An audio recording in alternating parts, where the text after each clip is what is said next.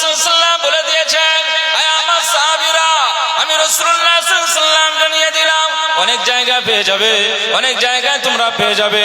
আপনি চায়ের দোকানে বসে সারাটা সময় পার করবেন, সওয়াব হবে না, সওয়াব হবে না। গুনাহ হয়তো হতে পারে, সওয়াব হবে না। না না, তাস খেলার জায়গায় বসলে সওয়াব পাবেন না, গুনাহ হয়ে যাবে। ক্লাবে গিয়ে বসলে সওয়াব হবে না, গুনাহ হয়ে যাবে।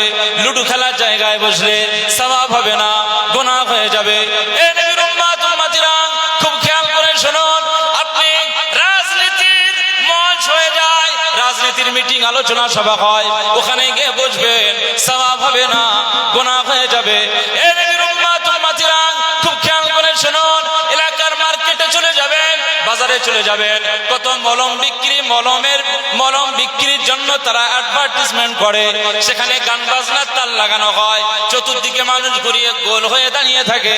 ওই জায়গায় গিয়ে আপনি আধা ঘন্টার সময় ধরে দাঁড়িয়ে থাকবেন, সওয়াব হবে না, গুনাহ হবে। এ নবীর উম্মত উম্মতিরা, খুব খেয়াল করে শুনুন। আকা মাওলা রাসূলুল্লাহ সাল্লাল্লাহু আলাইহি ওয়াসাল্লাম বলে দিয়েছে, ওয়াজের মাহফিল এমন একটি জায়গা, সে জায়গায় শুধু আপনি দাঁড়িয়ে দাঁড়িয়ে দাঁড়িয়ে দাঁড়িয়ে আর আল্লাহ আল্লাহ রসুলের কথা শুধু কান দিয়ে শুনবেন।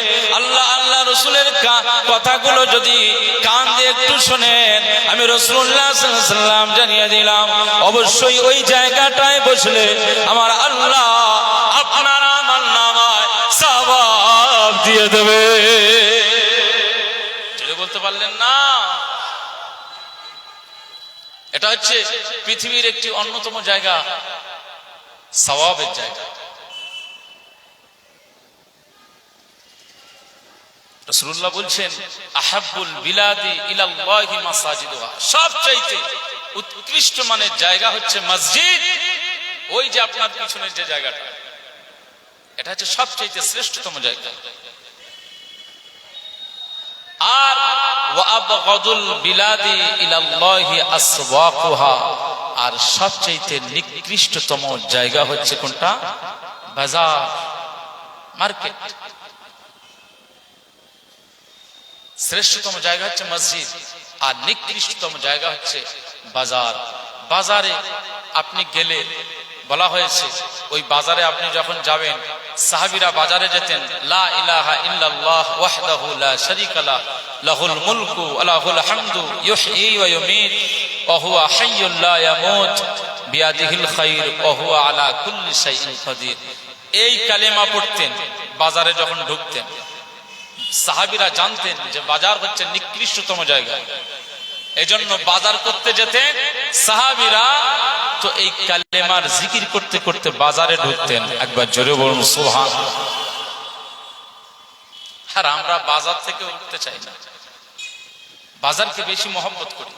সাহাবীরা মহব্বত করতেন না, সাহাবীদের কাজ ছিল মসজিদের জায়গা।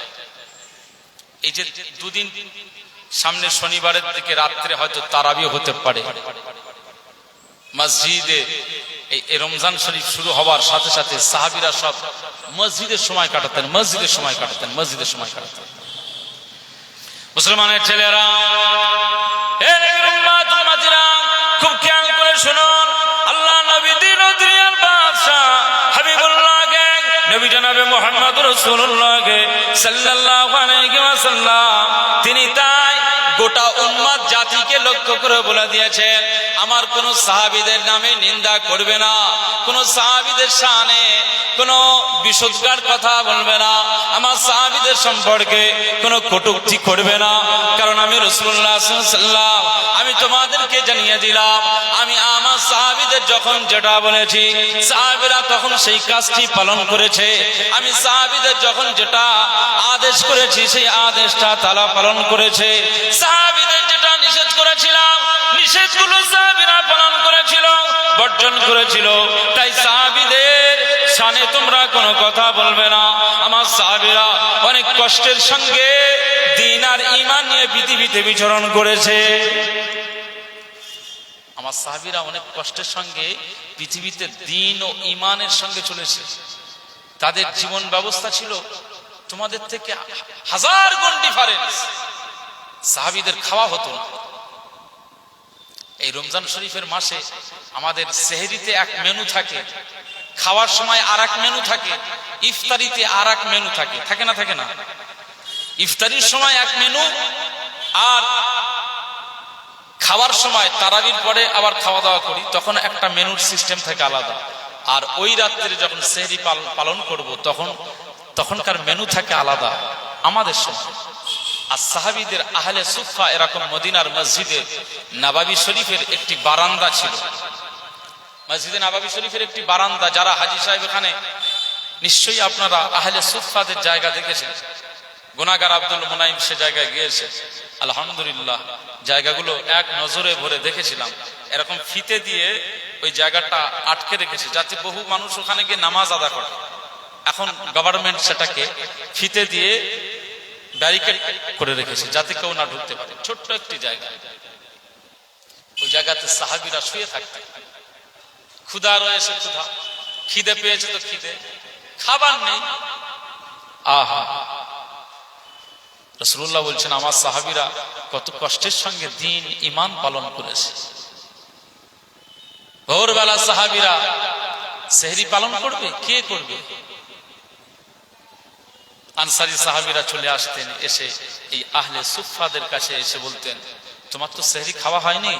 না ভাই, আমার তো সেহরি পালন হয়নি, চলেন আমার সাথে। আনসারী সাহাবীরা আবার চলে আসতেন, এসে বলতেন তোমার তো খাওয়া হয়নি? না খাওয়া হয়নি, চলেন আমার সাথে। আরেকজন আনসারী সাহাবী চলে আসতেন, এসে বলতেন যে আপনার তো খাওয়া হয়নি? যে না, আমার খাওয়া হয়নি, চলেন আমার বাড়িতে যান। আহা, মুসলমানের ছেলেরা, এ নবীর উম্মত উম্মতিরা, খুব খেয়াল করে শুনুন। আকা মাওলা রাসূলুল্লাহ সাল্লাল্লাহু আলাইহি ওয়াসাল্লাম বলে দিয়েছেন আমার সাহাবীরা তো কষ্টের সঙ্গে জীবন ব্যবস্থা পরিচালনা করেছেন। না না, তারা আমার আল্লাহকে ভুলে নাই, তাদের রাসূলকে ভুলে নাই, ঈমানকে ভুলে নাই, কোরআনকে ভুলে নাই, হাদিসকে ভুলে নাই। এই জীবন ব্যবস্থার মধ্যে দিয়ে তারা একমাত্র আখিরাতটাকে প্রাধান্য দিয়েছে। আমার উম্মত উম্মতিরা, আমি রাসূলুল্লাহ সাল্লাল্লাহু আলাইহি ওয়াসাল্লাম জানিয়ে দিলাম ওই আনসারী সাহাবীগুলো চলে আসতো রাতের বেলায়, ভোরবেলাতে সেহরি খাওয়ানোর জন্য। এক একজন আহলে সুফফাদের ডেকে ডেকে ডেকে ডেকে নিয়ে সব যে যার বাড়িতে নিয়ে যেত। এসো সাহারি খেয়ে নাও, এসো সাহারি খেয়ে নাও। এ নবীর উম্মত উম্মতিরা, আল্লাহ নবী বলেছিলেন হে আমার সাহাবীরা শোনো, আজকে তোমরা যে আমার এই আহলে সুফফাদেরকে খাওয়া দাও, সেহরি পান করাও, সেহরি দিয়ে দাও। তোমাদের বাড়ি তো সেইভাবে খাবার নাই।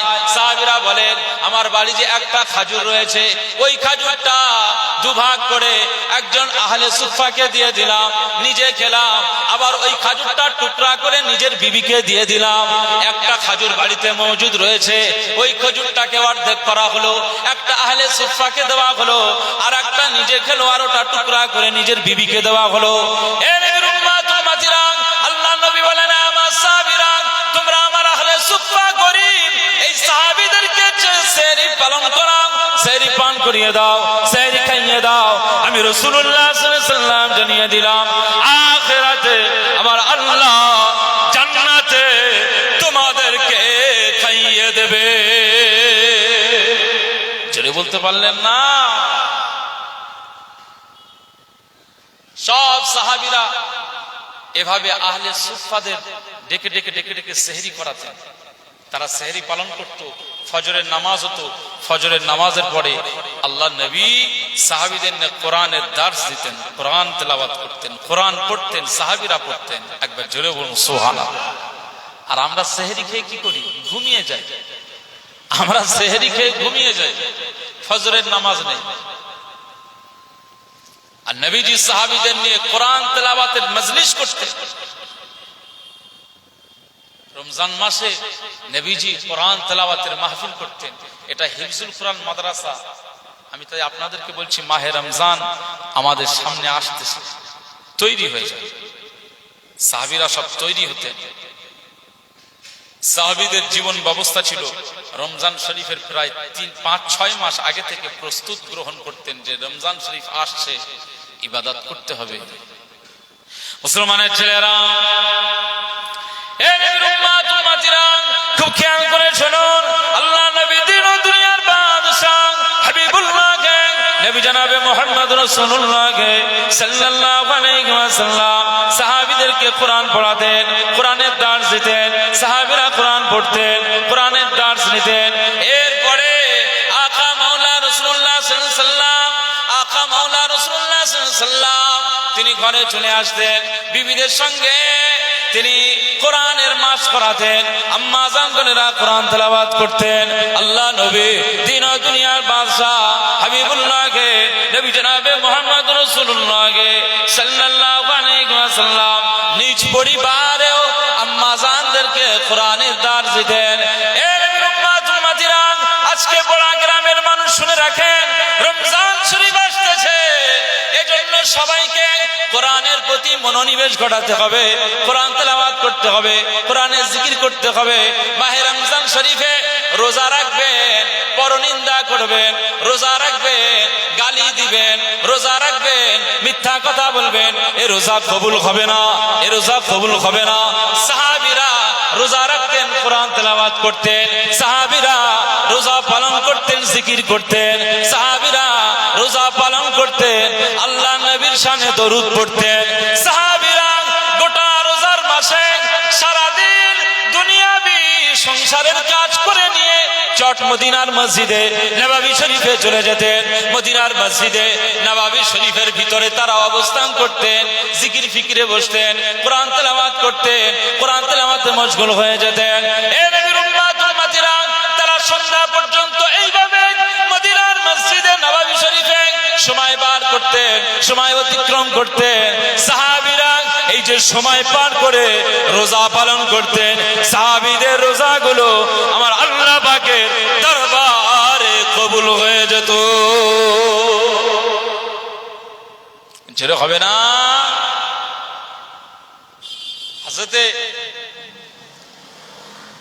হযরত উসমান গনি রাদিয়াল্লাহু আনহু রমজান শরীফে রোজার মাসে 30টা খতম করতেন। একবার জোরে বলুন সুবহানাল্লাহ। মদিনার মসজিদে নববী শরীফে কোরআন তেলাওয়াতে মশগুল হয়ে যেতেন। আমরা কি করি? আমরা রমজান শরীফের মাসে রোজা রেখে সারা দিনে এখানে সেখানে গল্প গুজব করে করে করে জোহরের সময় এসে জোহরের নামাজ পড়ে এবার জামা খুলে গেঞ্জি খুলে মসজিদের এসি মসজিদের ফ্যানের তলায় চিৎপটাং হয়ে শুয়ে পড়ে থাকে। কথা বুঝতে পারছেন? একটু জিকির ফিকির, একটু তাসবিহ নিয়ে, একটু কোরআন তেলাওয়াত, কোরআন নিয়ে বসি, এই চিন্তা আমাদের থাকে না। জানেন সাহাবীরা কি করতেন? আল্লাহ নবীর একজন সাহাবী হযরত আবু হুরায়রা রাদিয়াল্লাহু আনহু এই রমজান শরীফের মাসে কি করতেন? তিনি গরীব সাহাবী ছিলেন। সবচাইতে সর্বাধিক হাদিস বর্ণনাকারী সাহাবী হলেন হযরত আবু হুরায়রা রাদিয়াল্লাহু আনহু। একবার জোরে বলুন সুবহানাল্লাহ। হযরত আবু হুরায়রা রাদিয়াল্লাহু আনহু তিনি হাদিস, রাসূলুল্লাহ হাদিস বলতেন, তিনি হাদিস শুনতেন, হাদিস বলতেন, হাদিস শুনতেন, কিন্তু মনে রাখতে পারতেন না। এখানে অনেক মানুষ আমরা বসে রয়েছি, এই আমি ওয়াজ করছি, অনেক মানুষ আছেন, ব্রেন এত সাফ, আমি যা কিছু আলোচনা করছি বহু মানুষ আছে এই আলোচনাটা ব্রেনে ধারণ করে রাখতে পারে, এটা আল্লাহ ক্ষমতা দিয়েছে। আবার বহু মানুষ আছে এই যা ওয়াজ করছি বলে আমার ব্রেনে থাকে না, কি বলেছে আমার মনে নেই, এরকম আসে না? এগুলো হয়।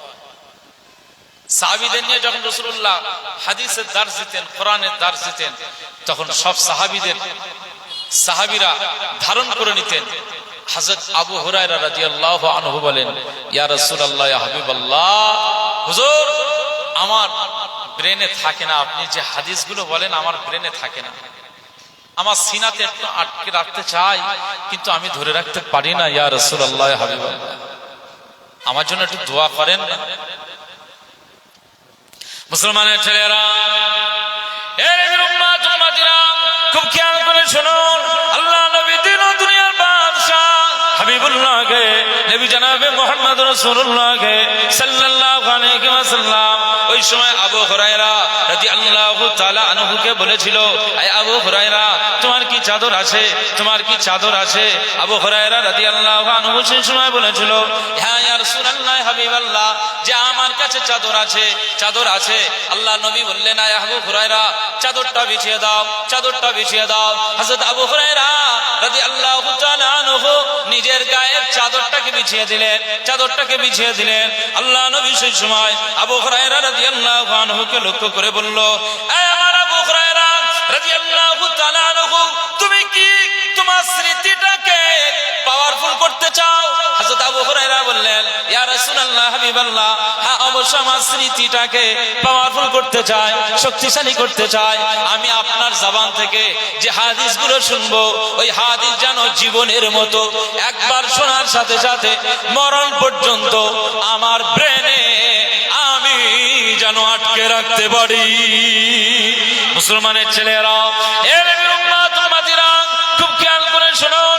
আল্লাহ নবী দিন ও দুনিয়ার বাদশা আকা মাওলা রাসূলুল্লাহ সাল্লাল্লাহু আলাইহি ওয়াসাল্লাম সেই সময় আবু হুরায়রা রাদিয়াল্লাহু তাআলা আনহুর চাদরখানাতে কি করলেন? একটু অদৃশ্য, একটু হাতের ভিতর থেকে চাদরের উপরে কি যেন একটা রাখলেন, দৃশ্যমান নয়, অদৃশ্য একটি বিষয় তিনি রেখে দিয়ে বললেন, আমার আবু হুরায়রার জন্য আমি রাসূলুল্লাহ দোয়া চাইলাম, আল্লাহ আমার আবু হুরায়রার ব্রেন সাফ করে দাও, সিনাতে ধারণ করার শক্তি দাও। এভাবে রাসূলুল্লাহ তার চাদরে কিছু একটা রাখলেন আর দোয়া করে দিলেন।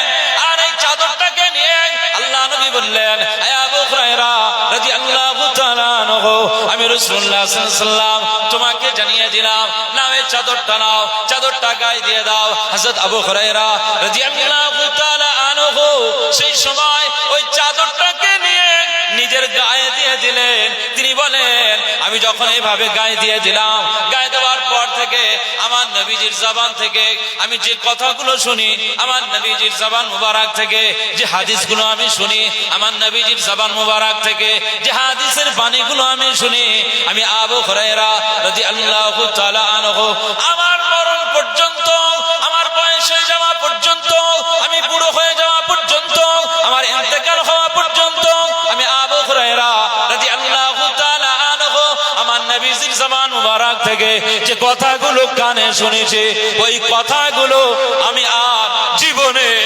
ভুলি না। ছেড়ে বলতে পারলেন না? আচ্ছা, এই সাউন্ড বক্সের কি আওয়াজের প্রবলেম হচ্ছে? আপনাদের কি একটু অসুবিধা হচ্ছে কি? সাউন্ড বক্সের জোর হচ্ছে, কানে লাগছে? আচ্ছা, আমি যে কথাগুলো বলছি আপনারা বুঝতে পারছেন? কানে লাগছে? আচ্ছা, সেইভাবে একটুখানি করে দেন, একটুখানি আমার শ্রোতাদের তো একটু বোঝানোর দরকার। আমার দিকটাও দেখবেন, ওনার দিকটাও দেখবেন। আলহামদুলিল্লাহ, একটু মোহাব্বতে দরুদ শরীফ আল্লাহ।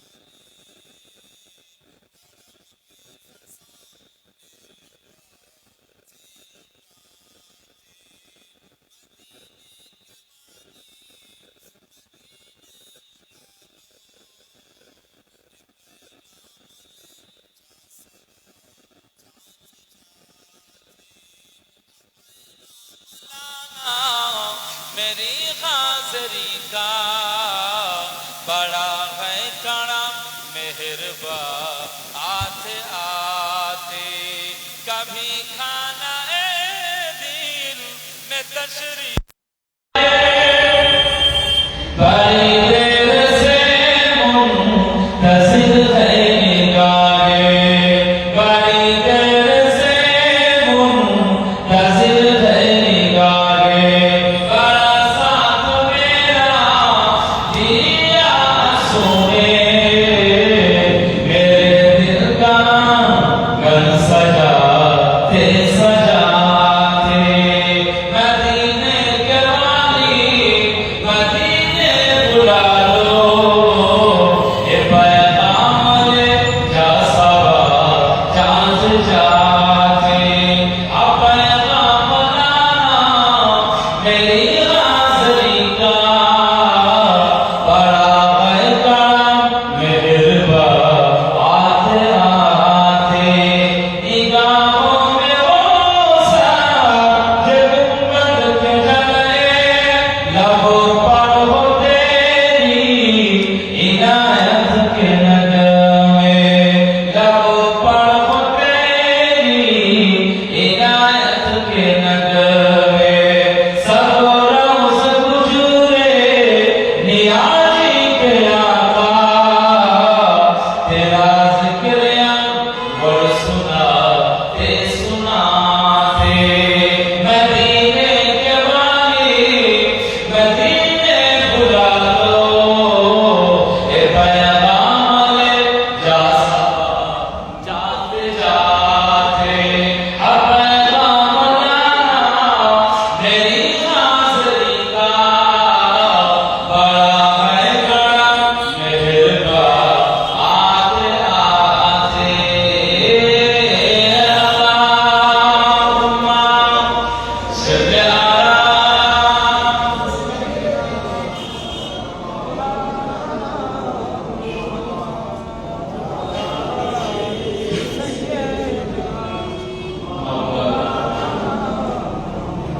আমাদের জায়গার ভাইরা নেতা আল্লাহ ভাইরা আমার পুরো বিশ্বাসীরা আজ বড় বড় মানুষ আপনারা যারা আজকে আমাদের বসেছেন আমি আপনাদের অবশ্যই এই বিষয়টা সতর্ক বার্তা এবং স্মরণ করে দিচ্ছি আগামী মাসে এই রাস্তা দিয়ে আমি ওয়াজ করছি খুব ছেলেরা করতেছি একটু তাকিয়ে করে দিচ্ছি একটু হুজুরের দিকে তারা আছে দর্শকের দিকে তারা আছে ওরা ওদের ধান্দায় আছে কথা বুঝতে পারছেন ধান্দার একদিন বিষ আল্লাহ মারবে না মারবে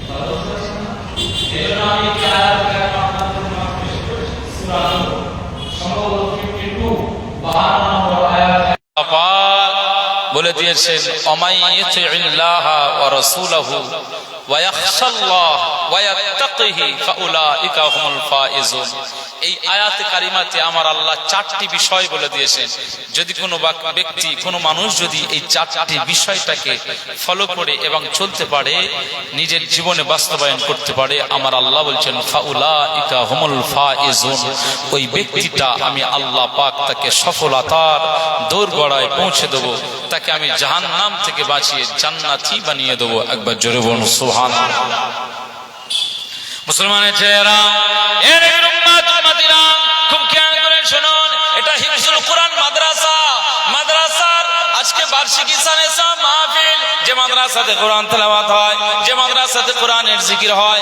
যে মাদ্রাসাতে হাফেজে কোরআনরা কোরআন তেলাওয়াত করেন এই কোরআনটা আমার আল্লাহ পাকের দেওয়া একটি নিয়ামত আমাদের জন্য রহমত কোরআনটা আমাদের জন্য বরকত কোরআনটা আমাদের জন্য নিয়ামত আমার আল্লাহ পাক এই কোরআনটা আমাদের জন্য নাজিল করে দিয়েছেন কোরআনটা নাজিল করবার পরে আমার আল্লাহ পাক বলেছেন আয় আমার বান্দা বান্দিরা আমি আল্লাহ পাক জানিয়ে দিলাম এই পৃথিবীতে তুমি হাজারো বই পুস্তক পেয়ে যাবে হাজারো উপন্যাস পেয়ে যাবে হাজারো কাব্যগ্রন্থ পেয়ে যাবে হাজারো গল্পের বই পেয়ে যাবে হাজারো সাহিত্য পেয়ে যাবে আমি আল্লাহ পাক জানিয়ে দিলাম না না কোনো সাহিত্যের মতো নয় কোনো কাব্যগ্রন্থের মতো নয় কোনো গল্পের মতো নয় কোনো উপন্যাসের মতো নয় আমার কোরআনটা স্বতন্ত্র আলাদা ভাবে আমি আল্লাহ নিয়ামত দিয়েছি স্বতন্ত্র বৈশিষ্ট্য দিয়েছি আমার কোরআনের মতো লাল মিসলা লাগো এই কোরআনের মতো কোন গ্রন্থ পাওয়া যাবে না। আমি আল্লাহ পাক জানিয়ে দিলাম, জালিকাল কিতাব লা রাইবা ফিহি, এই কিতাবের মধ্যে কোনো সন্দেহ নাই, এই কিতাবের ভিতরে কোনো ত্রুটি নাই, এই কিতাবের ভিতরে কোনো সন্দেহ নাই। এ নবীর উম্মত উম্মতিরা, সেই কোরআনুল কারীম হাফেজে কোরআন তেলাওয়াত করে। কোরআনুল কারীমের একটি সূরা রয়েছে, সূরা নূর। এই নূরার 52 নম্বর আয়াতে আমার আল্লাহ পাক বলে দিয়েছে, আমাইয়াতিল্লাহা, যে আল্লাহকে ইতাআত করে, ওয়া রাসূলহু, যে আমার নবীজির ইতাআত করে, আল্লাহর আনুগত্য করে, রাসূলুল্লাহর ইতাআত করে, রাসূলুল্লাহর আনুগত্য করে। আল্লাহ পাক বলে দিয়েছেন এরপরে ওয়াখশাল্লাহ, যে আল্লাহকে ভয় করে চলে, যে পৃথিবীর জমিনে আমি আল্লাহকে ভয় করে চলে, ওয়ায়াত্তাকিহি, আর যে আল্লাহর জন্য তাকওয়া করে চলে। আল্লাহ পাক বলে দিয়েছেন ফাউলাইকা হুমুল ফায়েজুন। চারটি কাজ তার দ্বারা যদি হয়ে যায়, আমি আল্লাহ পাক জানিয়ে দিলাম ওই ব্যক্তিটাকে আমি আল্লাহ জান্নাতি বানিয়ে দেব। জোরে বলতে পারলেন না?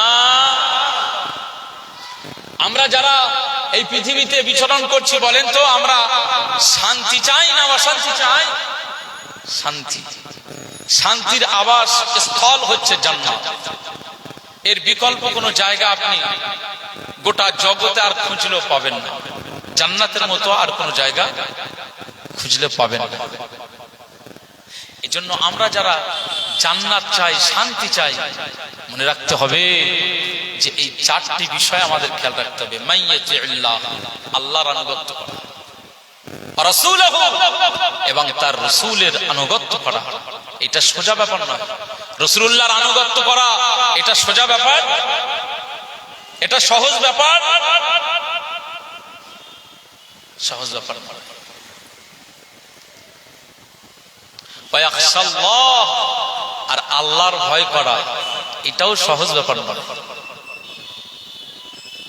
যদি সহজ ব্যাপার হতো তাহলে দুনিয়ার নেশায় পড়ে মানুষকে ধোঁকা দিতাম না, দুনিয়ার মহব্বতে পড়ে মানুষের সাথে প্রতারণা করতাম না। আজ আমাদের দ্বারা ব্যবসা হয়, বাণিজ্য হয়, এই ব্যবসার ভিতরে কত দুর্নীতি, আমরা মগজ ধোলাই করি, খরিদ্দারদের সাথে প্রতারণা করি, তাদেরকে ওজনে ফাঁকি দেই, মালে ফাঁকি দেই, মালের ভিতরে আমরা কত রকম 2 নম্বরী জিনিস ঢুকিয়ে রাখি, লো কোয়ালিটিটাকে হাই কোয়ালিটি করে দিই। কথা বুঝতে পারছেন না? যদি ওয়াখশাল্লাহ, আল্লাহর ভয় থাকতো, এই কাজ আমাদের দ্বারাই হতো না। নবীজি সাহাবীদের নিয়ে যাচ্ছেন বাজারে, মাঝে মধ্যে এভাবে দেখেন সাহাবীদের, তখনকার সময় তো জবের আটা দিয়ে তো তখন প্রধান খাদ্য আরবের, খাজুর, জবের আটা, এগুলো প্রধান খাদ্য। নবীজি বাজারে গিয়ে সার্চ করছে, সাহাবীর জবের ভিতরে হাত ঢুকিয়ে দিলেন, বার করলেন, ভিতরে ভিজা, উপরে শুকনা। ভিতরে যদি জব ভিজে থাকে, উপরে যদি শুকনো থাকে, তো ওজনে ওই মালটা ভারী হবে না কম হবে? ভারী হবে। খরিদ্দারদেরকে বোকা বানানোর জন্য এই কাজটা দেখলেন। নবীজি বললেন, খবরদার, এই দ্বিচারিতা, এই প্রতারণা কোনদিনের জন্য ইসলাম সমর্থন করে না। হে সাহাবী, এটাকে বন্ধ করে দাও। একবার জোরে বলুন সুবহানাল্লাহ। তাহলে আপনার মালের ভিতরে এত চাল, আমাদের এই দাঁত ভেঙে গিয়েছে কাঁকড়ে, তাহলে কাঁকড়, ধানে তো আর কাঁকড় হয় না। ধানে কাঁকড় হয়? কথা বুঝতে পারছেন? ধানে কাঁকড় হয় না, কিন্তু কাঁকড় ঢুকিয়ে দেওয়া হয়েছে। কত ফুটবেন, ওইভাবেই রান্না হচ্ছে। খেতে গিয়ে দাঁত ভেঙে গেছে কাঁকড়। মুসলমানের ছেলেরা, খুব খেয়াল করে শুনুন, একটি বর্ণনা আপনাদেরকে জানাই। রাইসুল মুফাসসিরিন হযরত আব্দুল্লাহ বিন আব্বাস রাদিয়াল্লাহু তাআলা আনহু, তিনি মুফাসসিরদের সম্রাট ছিলেন। আল্লাহ নবীর ইন্তেকালের পরে সাহাবীদের যুগ যখন চলে এসেছে, একের পর এক সাহাবীরা সব ইন্তেকাল হয়ে যাওয়ার পরে রাইসুল মুফাসসিরিন হযরত আব্দুল্লাহ বিন আব্বাস রাদিয়াল্লাহু তাআলা আনহু মুফাসসিরদের সম্রাট ছিলেন। যখন কোন মানুষের সমস্যা হতো, কোন মানুষের মাসলা মাসাইলের সমস্যা দেখা দিলে সবাই আব্দুল্লাহ বিন আব্বাস রাদিয়াল্লাহু তাআলা আনহুর কাছে চলে আসতেন। এক তারিখে এলাকাতে একজন মানুষ ইন্তেকাল হয়ে যায়, ওই মানুষটার ইন্তেকালের পরে ওই মানুষটার জন্য কবর খনন করা হলো। যখন কবর খনন করা হলো, কবর খোঁড়ার পরে দেখতে পাওয়া যায় না কবর খোঁড়ার সাথে সাথে দেখতে পাওয়া যায় কবরের ভিতর থেকে একটা বড় অজগর সাপ ফানা তুলে রয়েছে। খুব খেয়াল করে শুনুন, যারা কবর খুঁড়ছিল ওরা দেখতে পেল বড় অজগর সাপ। না না না না, এই সাপের হয়তো চালা থাকতে পারে, এজন্য তারা কি করলেন, ওই জায়গাটা বাদ দিয়ে আর একটু অন্য জায়গায় গিয়ে কবরস্থানের একটি জায়গায় আবার কবর খুঁড়তে লাগলেন। কবর যখন খুঁড়তে লাগলো, কবর খনন করার পরে দেখতে পাওয়া যায় না প্রথম কবরে যেমন সাপ দেখেছিলেন ঠিক তেমনি ভাবে দ্বিতীয় কবর খোঁড়ার পরেও আবার ওই একই ধরনের সাপ, এমন দ্বারা সাপ আবার দেখতে পেয়ে যায়। ওই সাহাবীরা আবার ভয় খেয়ে গেলেন, আর কবর খুললেন না। এবার তারা চিন্তা করলেন, সিদ্ধান্ত নিলেন, সম্ভবত এখানে হয়তো চালা থাকতে পারে। না এখানে খোঁড়া যাবে না, একটু দূরে কোথাও জায়গায় খোঁড়া হোক। ওই কবরস্থানের ভিতরের আর একটি জায়গায় তারা মেনশন করে নিয়ে কবর খুঁড়তে লাগলেন।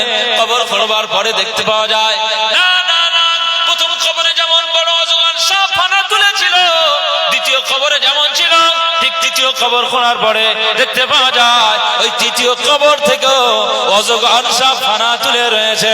ওই সাহাবীরা ভয় খেয়ে গেলেন, না কবর খোঁড়া বন্ধ করে দিলেন। তারা চিন্তা করলেন, নিশ্চয়ের ভিতরে কোনো রহস্য রয়েছে, নিশ্চয়ের কোনো ভিতরে কোনো উদ্দেশ্য লুকিয়ে রয়েছে। আমরা চলেন যাই আমাদের সম্রাট মুফাসসিরদের সম্রাট নবীজি সাহাবে হযরত আব্দুল্লাহ বিন আব্বাস রাদিয়াল্লাহু তাআলা আনহুর কাছে চলে যায়। আব্দুল্লাহ বিন আব্বাস রাদিয়াল্লাহু তাআলা আনহুর কাছে চলে গেলেন। হযরত রাইসুল মুফাসসিরিন আব্দুল্লাহ বিন আব্বাস রাদিয়াল্লাহু তাআলা আনহুর দরবারে যখন চলে গেলেন, হযরত আব্দুল্লাহ বিন আব্বাসের কাছে গিয়ে সবাই সালাম জানালেন। সালামের জবাব দিয়ে জিজ্ঞেস করলেন, হুজুর জিজ্ঞেস করলেন গ্রামের মানুষরা কি ব্যাপার? ওই সময় গ্রামের মানুষগুলো জবাবে বললেন, এ নবী সাহাবী, এ রাইসুল মুফাসসিরিন আব্দুল্লাহ বিন আব্বাস রাদিয়াল্লাহু তাআলা আনহু, ও নবীজি সাহাবী, আজ আমরা গ্রামের মানুষ একটু সমস্যা নিয়ে আপনার কাছে চলে এসেছে। এই সমস্যার সমাধানটা আপনার থেকে পেতে চাই, আপনার থেকে আমরা সমাধান নেব বলে একদল মানুষ আমরা সবাই চলে এসেছে। আব্দুল্লাহ বিন আব্বাস রাদিয়াল্লাহু তাআলা আনহু সেই সময় বললেন, কি সমস্যা হয়েছে? ওই সময় গ্রামের মানুষগুলো বললেন, আমরা একজন মানুষ মারা গিয়েছে, সেই গ্রামের মানুষ যখন মারা যায়, এই মারা যাওয়ার পরে আমরা যখন কবর খুঁড়তে গেলাম, কবর খুঁড়তে যাওয়ার পরে যখন প্রথম কবর খুঁড়ি, তো এই কবর খোঁড়ার পরে দেখতে পাওয়া যায় একটি সাপ পার হয়ে গিয়েছে। আমরা হয়তো ভাবলাম যে ওটা চালা হতে পারে, সাপের আড্ডার জায়গা হতে পারে, সাপের বাসস্থান হতে পারে। তাই আমরা কবরস্থানের অন্য জায়গায় গিয়ে দ্বিতীয় কবর খুঁড়লাম, সেখান থেকে সাপ বার হয়ে যায়। দ্বিতীয় কবরে দেখলাম একই রকম সাপ। না আমরা তৃতীয় কবর খুঁড়লাম, তৃতীয় কবর থেকে আবার একটি সাপ বার হয়েছে। রাইসুল মুফাসসিরিন হযরত আব্দুল্লাহ বিন আব্বাস রাদিয়াল্লাহু তাআলা আনহুর কাছে যখন এই কথাটা বললেন, তখন রাইসুল মুফাসসিরিন আব্দুল্লাহ বিন আব্বাস রাদিয়াল্লাহু তাআলা আনহু তিনি বললেন, ওই ব্যক্তিটি কি করতেন? সব গ্রামের মানুষগুলো বললেন, ওই ব্যক্তিটি দুনিয়ার জমিনে নামাজি ছিল, রোজাদার ছিল, আল্লাহওয়ালা ছিল, কিন্তু ব্যবসায়ী ক্ষেত্রে দুনিয়ায় মুদিয় দ্রব্যের ব্যবসা করতেন। হযরত আব্দুল্লাহ বিন আব্বাস রাদিয়াল্লাহু তাআলা আনহু তিনি বললেন, আমার যেটা শুনে মনে হলো নিশ্চয়ই এর ভিতরে কোনো রহস্য লুকিয়ে রয়েছে, নিশ্চয়ই এই ব্যক্তিটার কোনো বদ আমাল রয়েছে, ওই ব্যক্তিটার ভালো আমলের ভিতরেও কোনো বদ আমাল রয়েছে। বদ আমলের কারণে হয়তো আমার আল্লাহ ওই আমলটাকে আমার আল্লাহ কবরে সাপ বানিয়ে দিয়েছে।